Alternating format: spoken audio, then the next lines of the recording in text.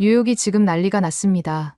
한때 연 매출 2천만 달러를 자랑하던 미슐랭 투스타 레스토랑이 한국에서 치명적인 독성을 가진 독초를 들여온 사실이 밝혀졌기 때문인데요. 이 레스토랑을 처음 찾은 뉴욕 최고의 미식가들은 이런 위험한 재료로 요리를 하는 건 용납할 수 없다며 식품위생당국에 고발하기까지 했고, 현지 SNS에서는 불매운동까지 벌어질 정도였습니다. 하지만 아무도 예상하지 못했던 반전이 벌어졌습니다. 이 독초 요리는 단 하루 만에 미국 각지에 있는 미식가들을 사로잡았고, 이제는 3개월을 기다려도 예약조차 하기 힘든 뉴욕의 맛집이 되어버린 건데요. 심지어 망하는 식당을 조롱하기로 유명한 300만 유튜버마저 20년 동안 먹어본 요리 중 최고의 맛이라며 무릎을 꿇었다고 합니다. 그렇다면 도대체 한국의 어떤 독초이기에 미국 최고의 미식가들을 이렇게 열광시킬 수 있었던 건지 함께 알아보러 가실까요? 안녕하세요. 저는 뉴욕에서 미슐랭 투스타 레스토랑을 운영하고 있는 에단 스미스입니다. 매일 아침 저는 레스토랑의 예약 현황을 확인하는 습관이 있어요. 하지만 그날은 조금 달랐죠. 눈앞의 숫자들이 마치 블랙홀처럼 저를 집어삼킬 것만 같았거든요. 지난 6개월간 예약률이 60% 이상 감소했다는 차트를 보고 있자니 가슴 한 구석이 무너져 내리는 것 같더군요. 솔직히 말씀드리면 그때의 저는 깊은 슬럼프에 빠져 있었어요. 2년 전 미슐랭 투스타를 받았을 때만 해도 제 인생이 정점을 찍은 것 같았는데 어느 순간부터 요리에 대한 열정이 사그라들기 시작했거든요. 새로운 메뉴를 개발할 때마다 느끼는 부담감, 끊임없이 높아지는 기대치까지 절망 그 자체였죠. 결국 창의력은 바닥을 드러냈고 레스토랑은 서서히 내리막길을 걷고 있었습니다. 그날도 여느 때처럼 한숨을 쉬며 사무실에 앉아 있는데 제 여자친구 엘레나가 문을 살짝 열고 들어왔어요. 그녀는 평소와 달리 특별히 들뜬 표정이었죠. 엘레나는 케이팝과 한국 문화에 빠져있는 열혈 팬이에요. 처음엔 그저 엘레나가 그렇게 빠져있는 걸 별 대수롭지 않게 여겼지만 그날 그녀가 들고 온 제안이 제 인생을 완전히 바꿔놓게 될 줄은 꿈에도 몰랐죠. 에단, 우리 한국 여행 어때? 넌 새로운 걸 개발하기 위해 새로운 것들을 볼 필요가 있고 난 늘 가보고 싶었잖아. 엘레나의 말에 처음엔 고개를 저었어요. 하지만 그녀는 포기하지 않았죠. 내가 얼마나 힘들어하는지 알아. 잠시 이곳을 벗어나 머리를 비우는 게 좋을 것 같아. 게다가 한국의 음식 문화는 이미 세계적으로도 유명해. 분명 내게 새로운 영감을 줄 거야. 사실 그 순간에도 여전히 회의적이었어요. 하지만 매일 아침 레스토랑 매출 현황을 보며 한숨 쉬는 것보다는 나을 것 같았죠. 결국 레스토랑을 2주간 임시 휴업하기로 결정했어요. 어차피 예약도 많지 않았으니까요. 서울에 도착한 첫날, 엘레나는 전통 한식 레스토랑으로 저를 데려갔어요. 그곳에서 처음 마주한 것이 바로 청국장이었죠. 첫 순간 그 향이 코를 강하게 찔렀어요. 20년 넘게 프랑스 요리를 해온 제게는 너무나 낯선 냄새였죠. 한 숟갈을 들었는데도 한참을 망설였던 기억이 나요.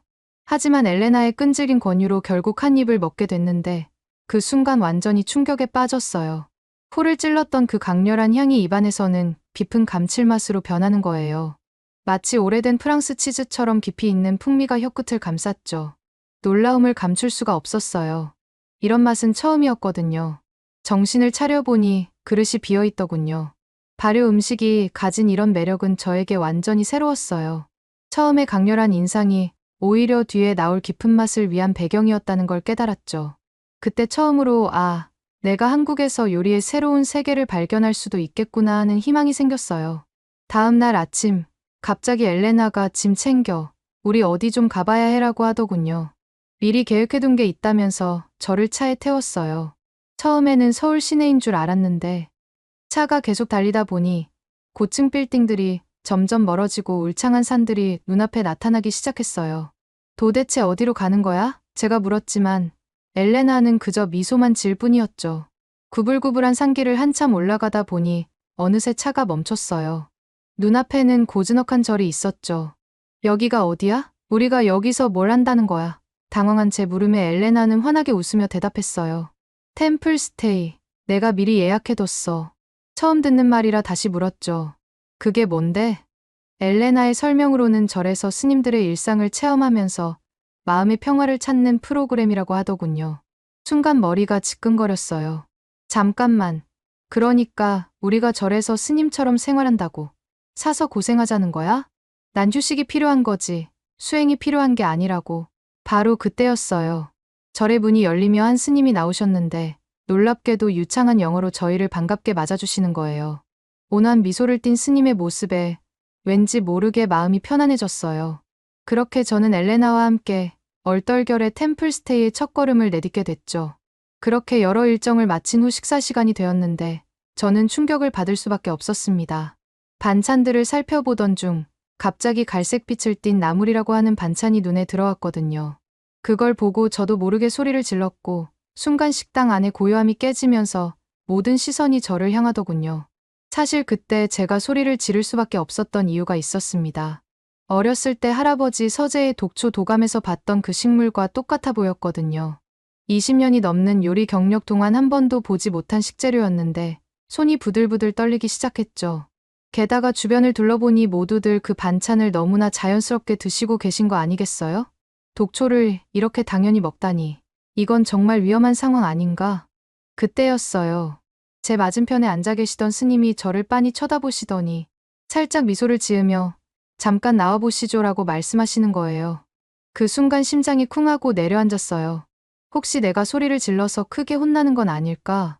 스님을 따라 식당을 나서자 어둠이 내린 절 뒷길로 발걸음을 옮기게 됐어요. 달빛만이 비치는 으슥한 길을 걸으면서 불안감은 더욱 커져갔죠.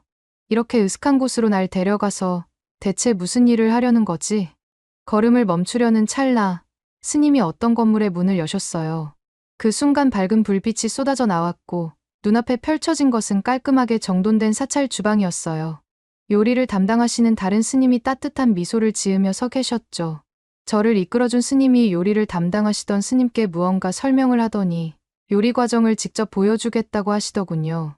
고사리를 끓이고 물에 불리고 우려내는 과정을 통해 독성이 완전히 제거되는 과정을 하나하나 들을 수 있었죠. 음식은 자연이 주는 선물이에요. 조리는 자연과 조화를 배우는 과정이죠. 한결 마음이 놓인 저는 용기를 내어 제 이야기를 털어놓기 시작했어요. 사실 저는 뉴욕에서 꽤 유명한 셰프였어요. 하지만 지금은 레스토랑이 폐업 위기에 처했고 더 이상 새로운 아이디어도 떠오르지 않아요. 앞이 너무 막막할 따름입니다. 스님은 잠시 침묵하시더니 잔잔한 목소리로 말씀하셨어요. 돌이킬 수 없는 것에 슬퍼하기보다는 지금 만들 수 있는 변화를 바라보세요. 그 한마디가 제 마음 깊숙이 파고들었어요. 정말 그렇네요. 자꾸만 과거를 붙잡고 있었는데 뭔가 다시 해볼 수 있을 것 같은 기분이에요. 더 놀라웠던 건 그 다음이었어요. 스님이 한국에서는 고사리를 산에서 나는 소고기라고 부른다고 설명해 주셨거든요. 단백질이 풍부하고 식이섬유도 많아서 예로부터 귀한 산나물로 여겨졌다는 거예요. 정말 그렇게 영양가가 높나요? 라고 물었더니 스님은 고개를 끄덕이며 미소를 지으셨어요. 순간 머릿속에 번개가 스치듯 깨달음이 찾아왔어요. 이 고사리야말로 내 요리에 새로운 기회를 줄 수 있겠구나. 조금 전까지만 해도 독초라고 생각했던 고사리가 이제는 희망의 씨앗으로 보이기 시작했죠. 뉴욕으로 돌아온 후 저는 곧바로 고사리를 찾으러 다니기 시작했어요. 하지만 이게 생각보다 훨씬 더 어려운 일이었죠. 인근 지역의 주요 마트들을 하나도 빠짐없이 돌아다녔지만 고사리는 어디에도 없었거든요. 결국 차이나타운의 작은 아시안 마트들을 하나하나 찾아다니기 시작했죠. 며칠을 헤매다가 겨우 발견한 건 미국 남부에서 채취한 야생 고사리였어요. 그런데 이게 또 다른 문제였죠. 굵기도 제각각이고 어떤 건 너무 질겨서 도저히 요리에 사용할 수가 없었어요. 한국에서 맛봤던 그 부드러운 식감은 찾아볼 수도 없었죠. 실망스러운 마음으로 사무실에 앉아 있는데 문득 엘레나가 한 말이 떠올랐어요. 혹시 한인마트는 가봤어? 그래서 바로 찾아갔고 그곳에서 드디어 찾을 수 있었어요. 한국산 건고사리를 말이에요. 가격은 미국산의 3배 정도 했지만 품질은 비교도 할 수 없이 좋았죠. 한인마트 사장님은 제가 고사리를 자세히 살펴보는 모습을 신기하게 보시더니 말을 걸어오셨어요. 알고 보니 그분은 30년 넘게 한국 식재료를 수입해오신 분이었죠. 사장님께 제 계획을 말씀드리자 의외로 큰 관심을 보이시면서 안정적인 공급망까지 소개해 주시더라고요. 이제 재료는 구했지만 진짜 도전은 그때부터 시작이었어요. 고사리로 퓨전 요리를 만든다는 건 말처럼 쉽지 않았거든요. 처음에는 한국의 전통 조리법을 그대로 따라해보려 했는데 뭔가 부족했어요. 그렇다고 완전히 서양식으로 조리하자니 고사리 본연의 맛이 살지 않았죠. 수없이 많은 시도 끝에 첫 메뉴가 탄생했어요. 한밤중까지 이어진 실험 끝에 마침내 고사리 크림 파스타를 완성했죠. 고사리를 삶는 온도와 시간을 미세하게 조절하면서 식감을 찾아갔고, 마침내 부드러우면서도 쫄깃한 완벽한 밸런스를 찾아냈어요. 서양의 크림 소스와 동양의 고사리가 만나는 순간 이상하게 일이 잘 풀릴 것 같더군요. 이어서 고사리 리조또도 개발했고, 건강식을 찾는 손님들을 위한 고사리 샐러드까지 준비했죠. 첫날 직원들이 새로운 메뉴를 들고 홀로 나갈 때 그 긴장감이 아직도 생생해요. 하지만 곧 충격적인 반응들이 돌아왔죠. 이게 뭐예요? 질문에서부터 시작해서 일부 손님들은 아예 자리를 박차고 일어나기도 했어요. 저희 가게 단골이었던 월터 씨는 메뉴판을 보더니 고개를 절레절레 저으며 셰프가 초심을 잃었다는 말만 남기고 떠났죠. 가장 큰 위기는 그로부터 며칠 뒤에 찾아왔어요. 대형 로펌 출신으로 알려진 손님이 크림 파스타를 주문했다가 첫 입도 되기 전에 직원의 설명을 듣다가 갑자기 자리에서 벌떡 일어났거든요. 잠깐, 방금 직원분께서 고사리라고 했나요? 그의 날카로운 목소리에 식당 안이 순식간에 조용해졌죠. 그는 휴대폰을 꺼내들며 위생당국 번호를 누르기 시작했어요. 제가 어릴 적 할아버지께서 고사리는 맹독성 식물이라고 하셨어요. 지금 당장 이 식당을 고발하겠습니다. 주변 테이블의 손님들이 하나둘 자리를 피하기 시작했고, 누군가는 이미 SNS에 글을 올리고 있었어요. 순간 머릿속이 하얘졌지만 이상하게도 템플스테이에서의 기억이 떠오르더군요. 스님께서 보여주셨던 고사리 조리법, 그리고 그날 배운 차분함까지 말이에요. 저는 깊게 숨을 들이마시고 주방으로 향했어요. 고사리 전처리 과정을 상세히 담은 문서들과 식품을 가지고 나왔죠. 하지만 상황은 쉽게 진정되지 않았어요. 그 손님은 여전히 완강했고 결국 경찰까지 출동하는 소동이 벌어졌죠. 경찰이 도착했을 때 저는 오히려 차분히 미소 지으며 고사리의 역사와 과학적 안전성에 대해 설명했어요. 한국에서는 수백 년간 이어져 온 전통 식재료라는 것, 현대 식품안전 기준을 모두 통과했다는 것까지 말이에요. 다행히 경찰관들은 제출된 서류들을 꼼꼼히 확인한 후 상황을 정리해 주었어요. 하지만 그날의 소동은 SNS를 타고 순식간에 퍼져나갔죠. 미슐랭 스타 셰프의 독초 요리 같은 자극적인 제목의 게시물이 확산되면서 다음 날부터 예약 취소 전화가 빗발치기 시작했어요. 주방의 분위기는 더욱 심각했어요. 수석 셰프 마이클이 제 사무실 문을 노크했을 때 이미 그의 결정을 알 수 있었죠. 죄송합니다. 셰프님을 존경하지만 이건 아닌 것 같습니다. 그가 사직서를 내밀었을 때 그의 손이 미세하게 떨리는 게 보였어요. 가게 초창기부터 지금까지 함께 일해온 동료였는데도 도저히 잡을 수가 없더군요. 며칠 사이에 주방 인원의 절반이 떠났어요. 전통적인 메뉴로 돌아가던가 아니면 저희 없이 하세요. 그들이 남긴 마지막 말이었죠. 남은 직원들의 표정에서도 불안감이 역력했어요. 더 이상 주방에서 농담 소리도 들리지 않았고 식당 전체에 무거운 정적만이 감돌았죠. 예약률은 30%대까지 추락했어요. 매일 아침 매출 보고서를 확인하는 일이 고문처럼 느껴졌죠. 주방에 남은 직원들은 서로 눈치를 보며 조용히 일했고 홀은 점점 더 한산해져 갔어요. 일부 직원들은 조심스럽게 저 몰래 다른 레스토랑의 채용 공고를 휴대폰으로 보고 있었죠. 그들의 불안한 눈빛을 볼 때마다 가슴이 무너져 내렸습니다. 그러던 어느 비 오는 저녁이었어요. 평소처럼 한산한 매장을 둘러보고 있을 때 갑자기 현관 유리문 너머로 카메라 장비를 든 사람들이 보였어요. 그리고 그들 사이로 눈에 익은 얼굴이 보이는데 순간 심장이 멎는 것 같았죠. 300만 구독자를 보유한 먹방 유튜버였어요.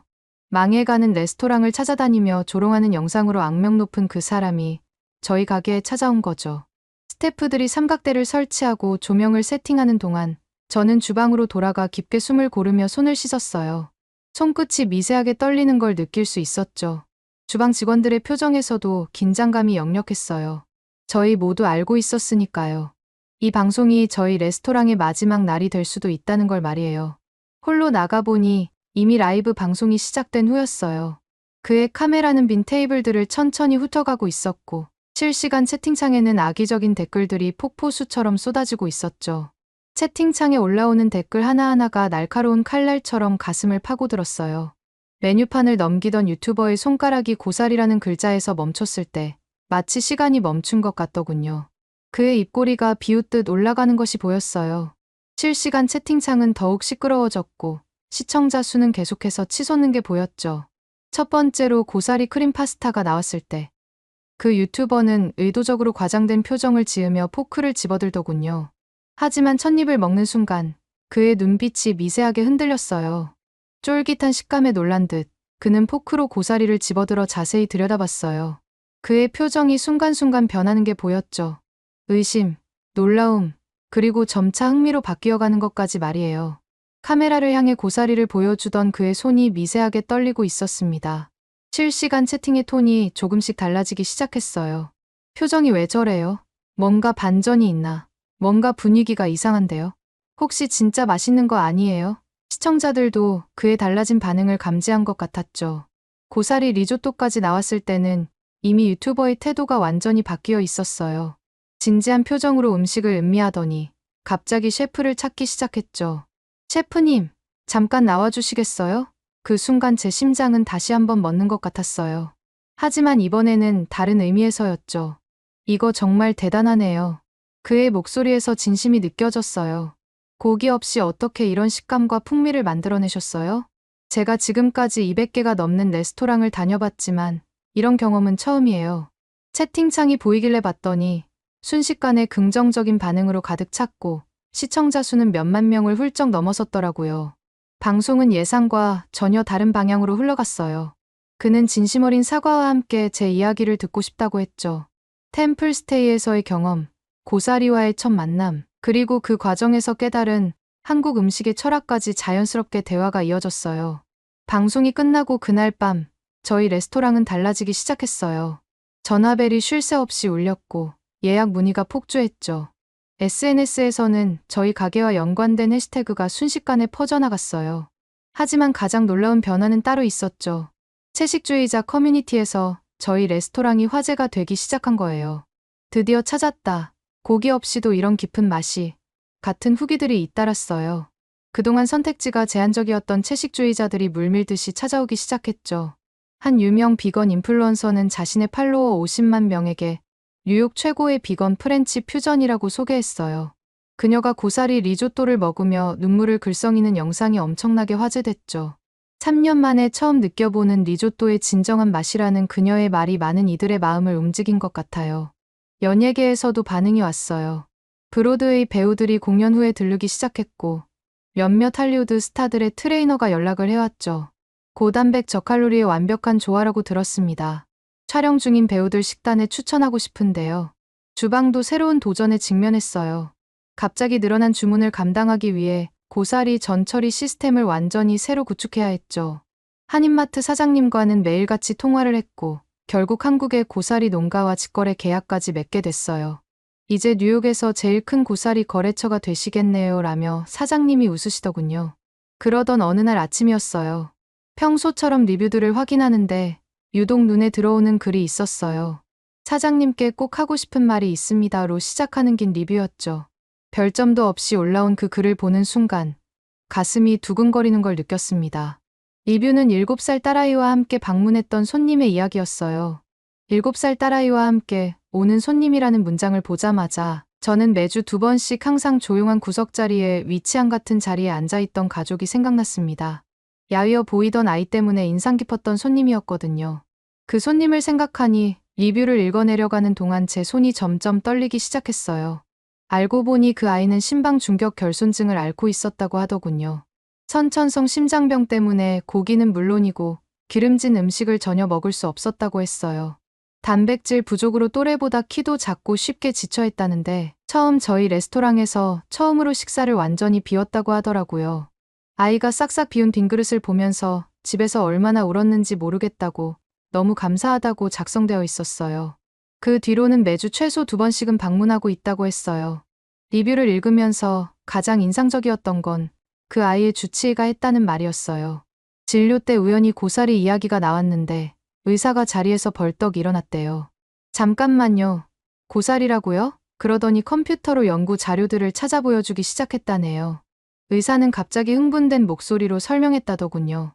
고사리의 칼륨 성분이 나트륨 배출을 촉진시켜 심장 부담을 크게 줄여줍니다. 항산화 물질도 풍부해서 염증 완화에도 효과적이고요. 아이의 최근 검사 결과를 보여주며 더욱 놀라워했다고 해요. 혈중 콜레스테롤 수치가 정상으로 돌아왔어요. 심장 박동도 훨씬 안정적이에요. 게다가 헤모글로빈 수치도 많이 좋아졌고, 이건 정말 놀라운 변화예요. 많은 미국인들은 고사리에 독이 들어있다고 오해를 하는데, 사실은 고기보다도 더 건강한 식품입니다. 의사는 이어서 계속해서 설명했대요. 성장기 아이에게 꼭 필요한 철분, 칼슘, 비타민이 모두 들어있는 데다 소화도 잘 되니까 앞으로도 이렇게 자주 먹이면 좋을 것 같아요.